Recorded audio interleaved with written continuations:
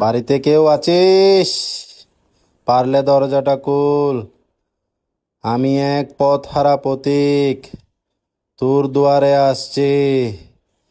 তাকলে কেউ বের হ। বাবা, আপনি আমার মা, দুয়ারে? আমি এক পথহারা পথিক, তোর দুয়ারে আসছি। একটু পানি খেতে। ও, পানি খাবেন? দাঁড়ান। না না মা, আমি আর পানি খাবো না। তোর চোখে মুখে অনেক জি কষ্ট, বাবা। তোর জীবনে অনেক জি দুঃখ। বাবা, জি। তোর শ্বশুর শাশুড়ির জন্য অনেক কষ্ট করিস। জি দিন বাবা। শেষে তুই বদনামির ভাগীদার। আপনি একদম সঠিক এমনকি বলেছেন। তোর স্বামীও তোর দুঃখ বুঝে না। জি জি বাবা, আপনি এত কিছু কিভাবে জানলেন? হ্যাঁ, আমাকে আমার গুরুজি বলছে। এর থেকে বাঁচার উপায়টা বলে দিন বাবা, আমাকে বাঁচান। আছেই একটাই সমাধান। নে মা, এই তাবিজটা রাখ।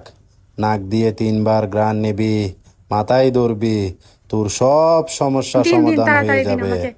নে মা, নাকে দে, ভালো করে ঘ্রাণ নে। নে মা, ভালো করে মাথায় ধর। মা, কেন আঙ্গুল কয়টা? আঙ্গুল? পাঁচটা পাঁচটা, না না না, তিনটা তিনটা তিনটা বাবা। ঠিক আছে মা। বাসায় তোর সোনা চাঁদি হ্যাঁ আছে? হ্যাঁ জমানো টাকা পয়সা আছে? হ্যাঁ, আছে আছে বাবা। যা মা, সব নিয়ে আয় আচ্ছা, আপনি বাবার দাঁড়ান, জন্য। আনছি। যা।